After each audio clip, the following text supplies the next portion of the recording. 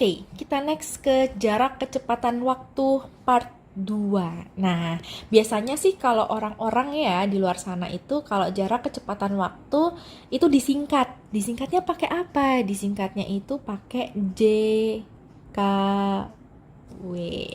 Nah, yang pertama kita bakal menyelidiki untuk rumus dari kecepatan itu sendiri. Kalau kalian melihat, kecepatan itu kan satuannya kilometer per jam. Ya kan? Nah, kalau misalnya kalian bisa ngeliat di sini, kilometer itu miliknya siapa? Miliknya jarak. Nah, per atau dibagi jam. Jam itu miliknya siapa? Miliknya waktu. Nah, otomatis kita bisa mendefinisikan bahwa untuk rumus kecepatan itu adalah jarak dibagi waktu. Nah, kalau waktu itu gimana? Waktu itu ya berarti rumusnya adalah jarak atau kilometer dibagi sama yang namanya kecepatan yang memiliki satuan kilometer per jam. Nah, dari sini nanti akan menyisakan ketika kilometer dibagi dengan kilometer per jam itu akan menyelesaikan atau akan menghasilkan satuan jam. Nah, kalau untuk jarak itu berbeda ya, bukan dibagi, tapi kalau jarak itu adalah waktu atau jam di sini dikalikan dengan kecepatan. Nah, kalau kecepatan kan dia kilometer per jam ya. Nah, ketika kilometer per jam dikalikan dengan jam, itu nanti akan menghasilkan satuan kilometer. Nah, biasanya sih kalau pakai segitiga ya, ala-ala pakai segitiga itu akan menjadi seperti ini.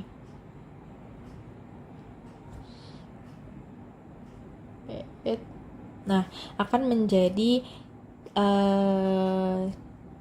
JKW. Jadi kalau misalnya mau mencari jarak, itu berarti kecepatan dikali dengan waktu. Terus kalau misalnya mau mencari kecepatan, itu berarti jarak dibagi dengan waktu. Nah, terus kalau misalnya mau mencari waktu, itu adalah jarak dibagi dengan kecepatan. Contoh soal yang pertama, seorang pengendara motor bergerak dengan kecepatan 60 km per jam selama 2 jam. Berapa jarak yang ditempuh? Oh ya, sebelumnya untuk rumus di atas ini itu satuannya harus sama. Harus sama. Jadi kalian harus pastikan untuk satuan kecepatan nih. Misalnya kita mau pakai kilometer per jam, ya udah berarti jarak sama waktu yang kita pakai datanya itu harus berbentuk satuannya kilometer untuk jarak dan satuannya itu jam untuk waktu. Nah, gimana kalau misalnya nanti kecepatannya itu meter per sekon? Ya udah berarti jaraknya kita ubah dulu ke meter dan untuk waktunya kita ubah dulu menjadi detik atau second. Seperti itu ya. Nah, untuk soal yang ini, karena kita harus mencari jarak, rumus jarak itu adalah kecepatan dikali dengan waktu. Nah, karena di sini itu sudah ada kilometer per jam dan waktunya juga satuannya itu adalah jam, jadi langsung aja untuk kecepatannya adalah 60 km per jam dikali dengan waktunya yakni 2 jam.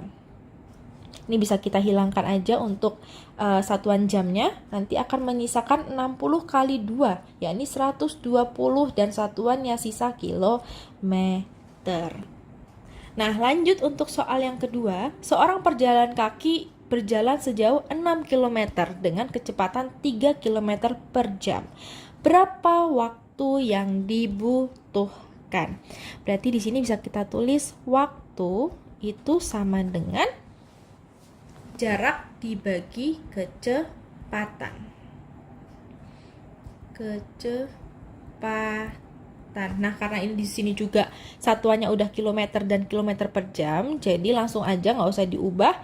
Jaraknya itu adalah 6 km dibagi dengan 3 kilometer per jam. Otomatis nanti akan menghasilkan waktunya adalah 6 dibagi 3, 2 jam.